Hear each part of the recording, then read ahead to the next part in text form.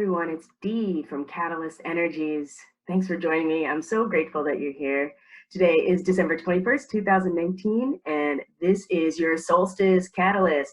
So I have the chart pulled up for today for the solstice time. It is 8:20 p.m. Pacific Standard Time, 11:20 p.m. Eastern Standard Time, and on December 22nd, 2019, the solstice will be at 4:20 a.m.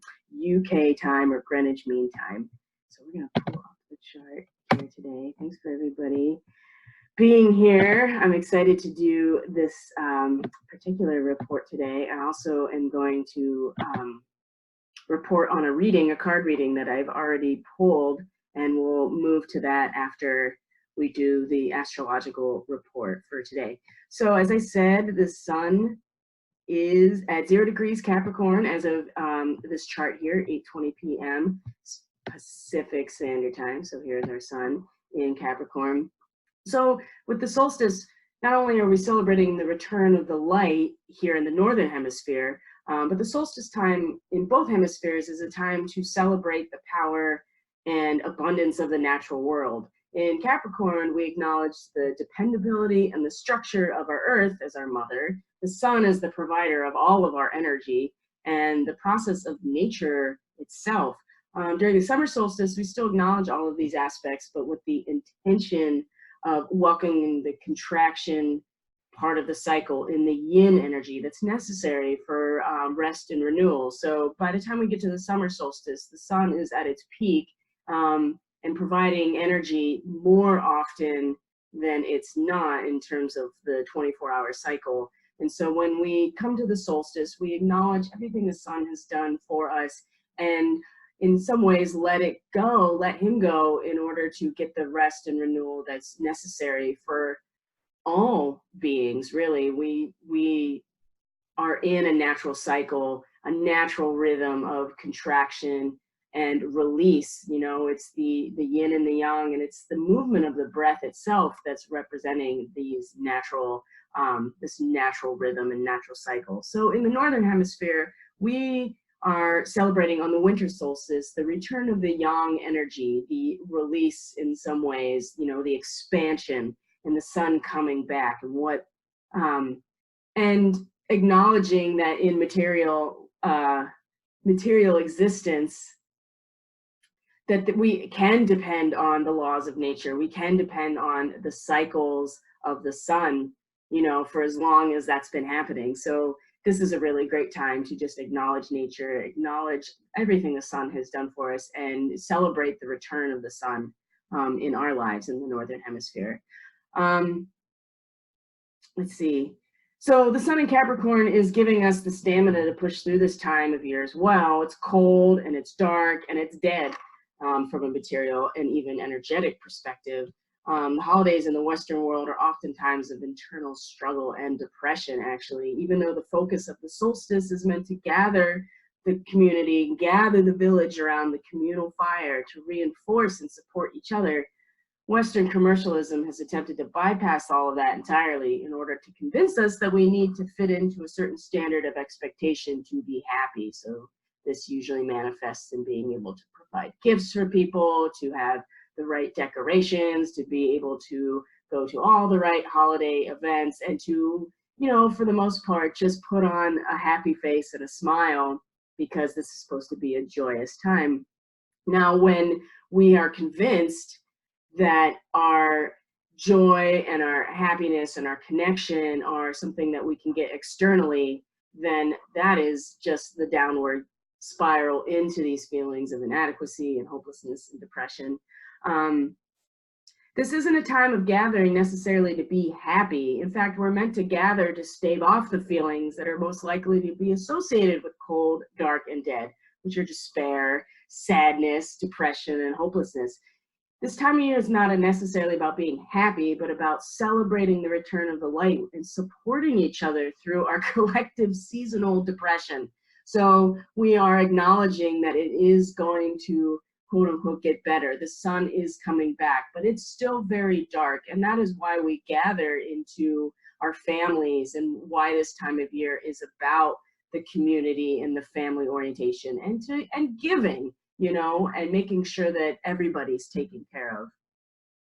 But it's not abnormal to feel unhappy, to feel sad and depressed. It's actually fairly normal right now, especially because we are getting less sunlight than not. So that does have an impact on us biochemically and in our endocrine system and our moods. So this particular solstice has some very potentially powerful aspects that can support some larger themes that have been gaining momentum and attention all year and maybe in the past couple of years. The solstice is naturally a time to let go of what has died off in order to make room for the regeneration. With the coming of a powerful new moon solar eclipse and a new calendar decade, not even just a year, but a decade associated with a major transit between Saturn, the ruler of Capricorn, and Pluto, the ruler of death, this is a solstice associated with more than just what we are letting go of this year. These are karmic contracts coming to an end, aspects from our entire lives and even previous lifetimes coming to a close and being recycled back into the collective. So Sagittarius has been a season of alchemy and transmutation, which is what we are leaving. The sun is leaving Sagittarius today. And especially with Jupiter at home there for the past year and crossing the galactic center with Venus hand in hand. Not only are we letting go of that energy, it's also serving as a catalyst for creation of something new. The birth of a new world is right here. And this solstice is a gateway into the new world if we choose to walk through it. So let's talk about the actual aspects for today. So Venus, we have now in Aquarius, is sextile to Chiron and Aries. That happened actually much earlier this morning. And we may have a major insight into what we need to let go of in order to feel free. Aquarius is about freedom. Aquarius is about freedom from the material chains to see the larger collective connection between everything. It's the cosmic consciousness. Chiron being our original wound. The end of Chiron's story is that he gave up the aspect of his original wounding, his actual selfhood. You know, the fact that he was born out of a traumatic situation, a non-consensual, an unequal power dynamic, right? And that the fact that he was immortal and magical essentially made him very gifted, but it was this aspect that did not allow him to be released from his pain and his wound. And so he gave up his original wounding, his selfhood, in order to be released from his pain. Oddly enough, he traded places with Prometheus, who was being punished by the gods for bringing fire to the humans. Prometheus is a very Uranian character and representing the visionary and rebelliousness of Aquarius. He thought outside of the box. He thought about the collective and was bringing the knowledge, the spiritual knowledge, and the knowledge of alchemy, of fire, to the humans, and the gods did not like that. So they punished him by chaining him to a rock and having an eagle eat out his liver every day for eternity. So Chiron was able to trade places with Prometheus, freeing Prometheus and also freeing himself from his pain, from his wound, by accepting mortality.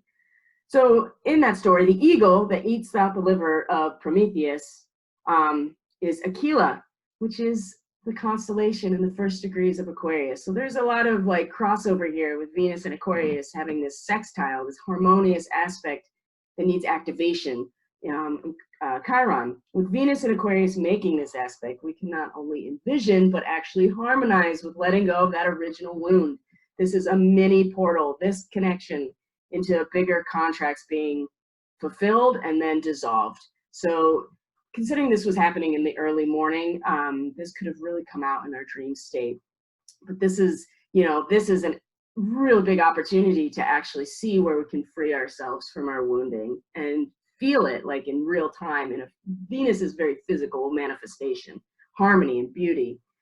So we're going to move on here to our moon. She is in Scorpio today as of, let's see here, 5 a.m. Pacific Standard Time. So already in Scorpio and then moving almost to the second decan by the time the solstice happens.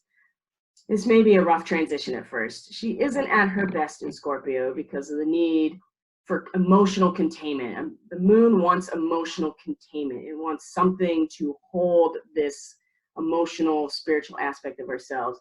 But Scorpio is the dark depths, the realms of the shadow and the dead. There is no containment. It is just depth. With the moon representing the subconscious, intuitive realms of the high priestess, you'd think she would be comfortable here, but alas, the moon wants support, and there is no support in the dark, watery depths. It can be scary and uncomfortable to face the shadow and the reality of death. She can get lost there, absorbed by the obsessive intensity of it all. Before this, though, before this happens, there is a beautiful sextile between the sun in the very last degree of Sagittarius with the moon in the very last degrees of Libra. This happens before the moon goes void off course and changes into Scorpio. This also happened in the middle of the night. The time in Libra has really allowed us to find balance and a sense of justice in regards to how we feel about relationships, especially to ourselves, but also with those around us. I mean, we have been really considering what is fair and balanced for us in terms of our relationships. This is where a lot of the contractual things, you know, Libra is the scales of justice. So this is where a lot of the contractual relationships that we've been carrying for a really long time, we're starting to really understand and consider over the last couple of days. The sextile to the sun right before this void of course moon gives us an opportunity to activate that master teacher. The Sagittarius is the master teacher, the guru. In the last degrees, it is the Pope. That is the Sabian symbol, is the Pope. That's very interesting to me because the Pope is like a physical incarnation of the teachings of the divine, of creator, of the source. It's sanctified. And so the role of the Pope is always for the community. What this figure has gained in knowledge and mastery and understanding the big picture is always then it's been sanctified and is always in service to the community and what you're building for the community. The moon here really gives us an opportunity to activate that master teacher energy. And then from here, the moon starts to descend into Scorpio. So she has a quincunx with Chiron earlier in the day. This aspect isn't really on this chart, but it's there. And then squares Venus right here, squares Venus in Aquarius as well. The emotional intensity of traveling through these dark waters provides challenges to our desires to be free, Venus in Aquarius. What we're passing through emotionally does not line up at all with our wounded masculine, but it does provide the potential for a major adjustment when it comes to resolving that wound. The moon also opposes Uranus in retrograde. Here we go. And perhaps casting some doubt over the disruptions or the major changes in our physical lives that have been brought about by the Great Awakener. We could be really questioning that change or feel like we need to have more power over ourselves rather than surrendering to the point of awakening represented by Uranus. Scorpio is all about power. So moon there can be assessed with us feeling powerful, and that is what provides our emotional security, is power, gathering power, having power. This is when the moon necessarily isn't that great in Scorpio, because this can really turn into some dark energy when we are looking for our emotional security to be the power we have over others, the relationship of others. It can be a rough placement. Uranus pulls the rug out from under us, and we may have been feeling that physically in our physical lives, Taurus, leaving us to feel potentially powerless. And so there is definitely, we could really be feeling this tug here between wanting to feel emotionally secure by empowering ourselves with what has happened or what is continuing to unfold with Uranus shaking things up in our physical lives. So this balance point here is really where we focus. Especially with Mars moving through Scorpio, there's been a lot of power in Scorpio to dig up, to bring the shit to the surface. And now this is about how we feel about it. So if we're not careful, we can really identify what we're bringing up. And this is the danger of shadow work. And this is a whole other topic, but to identify with the shadow can really justify a lot of shitty behavior, as opposed to incorporating it, integrating it into our whole being. So we could be feeling powerless, especially and looking emotionally to feel grounded by being in power. And wow, if that doesn't fall into things politically right now, and I'm actually going to write an article about the real world use of astrology when it comes to events and things like that. And I'm going to look at things politically that are happening right now. But once the moon gets through the first degrees of Scorpio, there is a sextile with Jupiter in Capricorn here. There's going to be a sextile with this energy, as you can see. And also a trine. Look at this, a nice trine, an exact trine with the North Node right before the solstice becomes exact. So suggesting that there's something to be gained from the travel through the emotional depths. Jupiter is the leader and master teacher, showing us where to mobilize our energy for the coming solar eclipse and new moon. There is some momentary stability between the moon and Jupiter in Capricorn because she's pulled off some intense stuff already. And Jupiter can apply the information and the teachings from the investigation, can apply that to the curriculum that Jupiter is building. And the moon lining up with the North Node in her home sign shows us the way forward emotionally, that we can use the shadow that we've dug up and the intuitive understanding of power and the necessity of death for rebirth. We can use that because Scorpio is also about shared resources. It, like I said, represents the inherent power dynamic in relationships. So resources are a major part of that. And right before the solstice, like I said, the moon makes a trine to the North Node in Cancer. It's our collective responsibility to take care of ourselves and each other. And if we are willing to face the shadow around power and how that relates to resources, especially emotional resources, we can really find some harmony with this collective move towards nurturing ourselves and the community and the collective. It is our collective destiny to do this, and it is the energy that will take us successfully into 2020 if we harness it correctly. So this is the astrological aspects of the solstice point today. And so what I'm going to do is I'm going to make a transition now to the reading. I've already pulled the cards and I haven't looked at them yet. So I'm going to stop the recording and move towards that portion of things and get more of an intuitive and multidimensional perspective on the transits for the solstice today. So I'll see you in a second.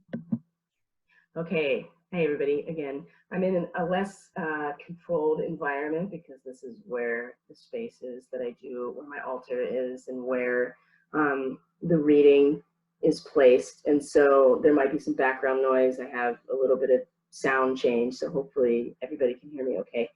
And so what I'm going to do is I'm going to pull the cards. I haven't seen them yet, and explain the position they're in and show them and talk about them. And then on my Facebook page, I'm going to have a photo of the actual spread itself. So if you wanted to like open that and look at that, if that is something that you're visually more able to understand when you can see like the actual spread itself, that's going to be there for your resource.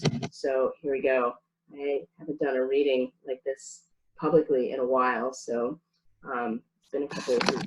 But here's our reading, here's our tarot reading, and I use the Akashic Tarot, and then I have messages from your spirit and animal guides as some extra guidance for the reading. And today, actually, there was a woodpecker that was knocking on the roof, and I hadn't heard this woodpecker. I hadn't heard a woodpecker at all here, and so I've been really looking for animal guides lately, and that one really stuck out because it was so loud and obvious. And the woodpecker has a lot of symbolic meaning, but you know, opportunity knocking, a desire to create something sustainable and lasting. You know, the woodpecker can create a home anywhere, and there is a diligence that is involved that reminds me of Capricorn. So in some ways, hold fast.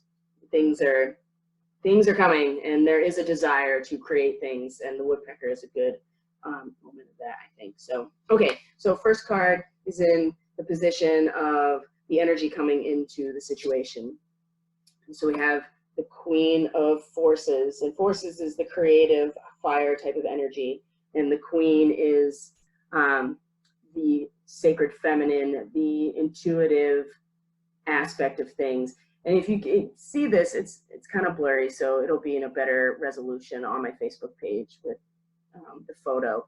But she is balancing these two aspects of the yin and the yang, and the sun and the moon. And there is this element of power that we've managed to come into the situation with this ability to balance these energies out. And so especially with the moon in Libra being the sacred feminine aspect of ourselves, this could really point to the fact that we've, you know, come through this space where we have where we are creatively able to balance these polarities and to understand them. So that's the energy. This is a very powerful position, or a very powerful card coming. You know, she is balancing these aspects that are completely like of nature, the polarities of nature themselves. And you know, she's a sorceress, you know, and she is able to do this easily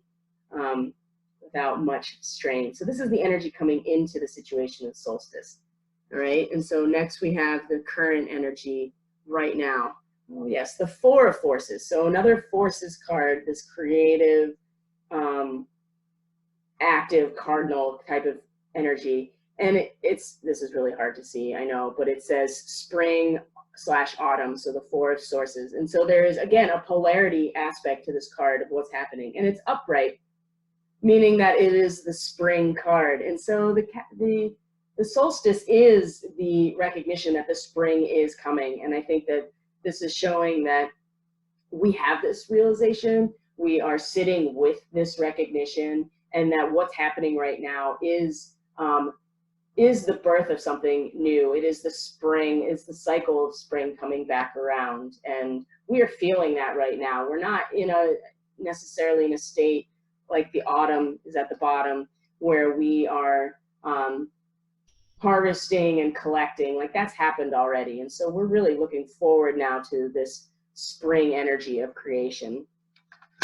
All right, and so the card that's above is our energetic alignment. So what is going on up here? What are we aware of consciously? Like, what's coming in consciously that we're working with? And that is, this has come up so much in my own readings, the Six of Roses, which is the War of Roses. I think that emotionally, we are very much realizing the split, and it is becoming so obvious on so many levels. It's within us, it's within our families, it's out in the world, and it's emotional. We feel it. We feel this split, and it's the idea that it was these two factions had been one at some point, but something is drawn, has been pushing them apart, and there's this opposition. So again, we have this opposition energy already in all three of the cards that have come out. So this is what we're consciously aware of, this tension, this emotional tension between the split here. Yeah, and that you could conceptualize that on so many esoteric levels and realities emotionally within, but it is an emotional recognition, because it's people are so impassioned right now about what they believe in, and you can really feel the tension. So the next card is, in terms of our energetic alignment, is what it's at the root, what's in our subconscious, what we're not quite aware of yet consciously, like what's going on underneath the surface. Oh, the Six of Keys. So the keys are the physical manifestation, the earth energy, if you will, in this deck. And it says the increscent moon. And what I think is interesting is this guy is this person in this picture is a sculptor. And we talked about how the galactic center, the Sabian symbol for the galactic center, is a sculptor. And it's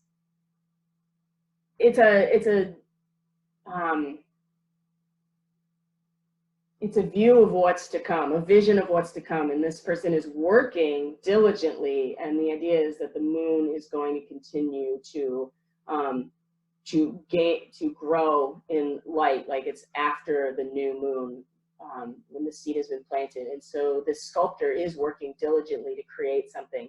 And I think that even though this is something that would be what we're unaware of or in our subconscious, it's also the energy that's really rooting us to this situation, that we are creating something. And we've been at work with it for a while, and we're at a good place with it. And since we just, crossed the galactic center, and still the energy is there of the galactic center with the sun moving into Capricorn today, this is a really nice reminder of where we're rooted, which I really think is great. So the last position is the energy of what's to come. If you think about the reading, not as past, present, future, but the law of physics, cause and effect, and then with our energetic alignment feeding into that, this is where real manifestation comes from. So 2 cards popped out, so I'm going to bring them both out. Okay, one is the 2 of keys. This is fascinating because it's called the treasure. But if you are able to get a really good look at this card, this is really about this guy, this person's room has been totally overturned. Somebody ransacked this place looking for something, the treasure. And he's pretty surprised, he's pretty shocked. And there's this lantern above him that is glowing, and it's like draws your attention right to it, despite what he's looking at. He's looking down, he's got his hand over his face, like he is bewildered and shocked that this has even happened, like his whole place is destroyed. But really, what it is, the treasure is not there necessarily. The treasure is within him, but there is this drive to find it within the material, which is interesting. And it's not there because it's the light, but he might not know that yet. That's very interesting. We might, what's to come is that we might have this balance. We have this balance, and we have this recognition of the split, and we are rooted in this energy of building something and sculpting something and bringing something into form. But what's to come maybe is a total disruption of something when we don't quite realize yet that this the treasure is really the light and not so much in the physical world. And then we have the journey. So this is the 7 of roses, but it was reversed. And so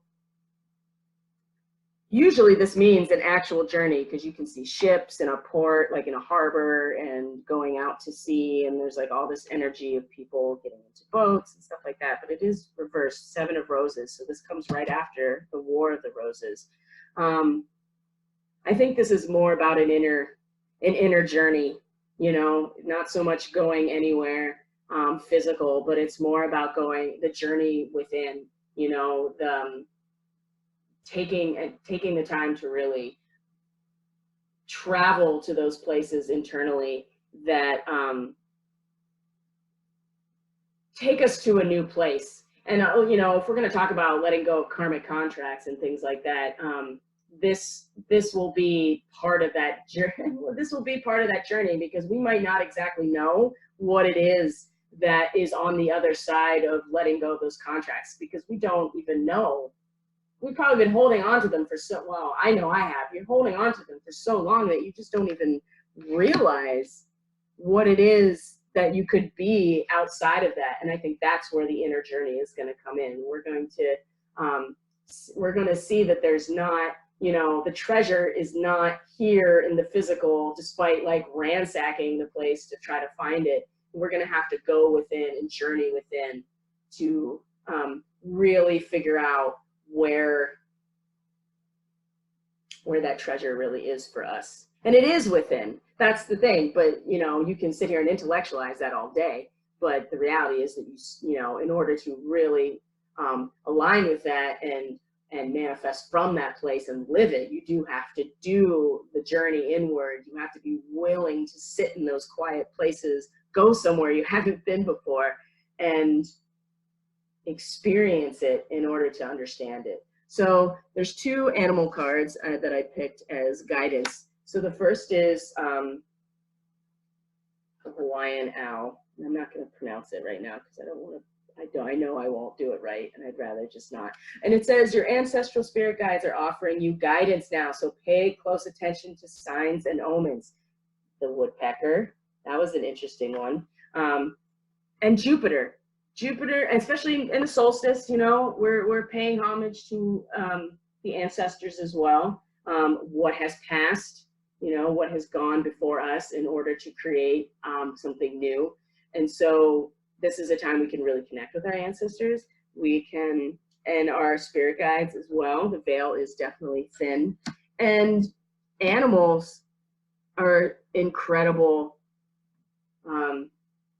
harbingers of ancestral and guides and ascended masters. The animals definitely come synchronously, and they are guides for us, and so pay attention. And if you have, you know, there are certain animals within my lineage that have that are significant to members in my ancestry. And so when those animals come, you know, and I have this owl as well on my necklace, and so I've been really connecting to this particular animal personally. But in general, look to the animals, look to nature, and, you know, trust your guidance to lead you on this journey, this internal journey. And then the last card. I love this card, the shark.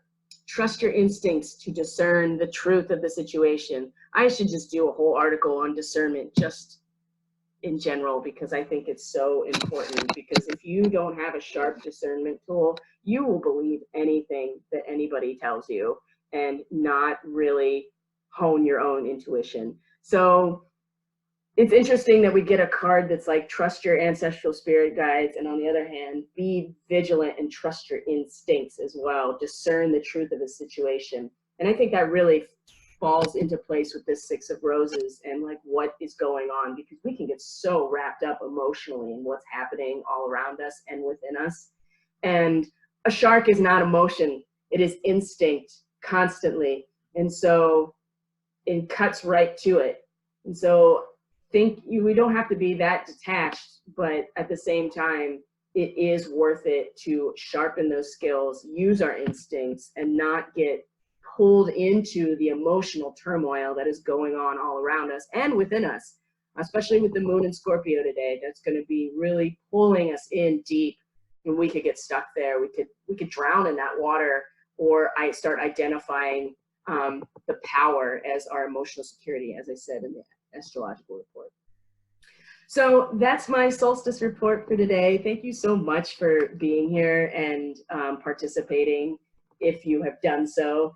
And I really like doing this reading, actually, so I think I'm going to make it more of a consistent thing to add to the astrology, because I think that all of these tools, they're really archetypal symbols that are embedded in us anyway, and they really help us make sense of what's happening when what's happening doesn't seem to make any sense or even feel real anymore. So I hope you have a wonderful solstice, and you get an opportunity to do some sort of ritual to not only shed what has died, but also to welcome the rebirth that we're all destined to get. It's going to be so good. So take care of everybody and take care of yourself, and I will see you on the next video. Bye.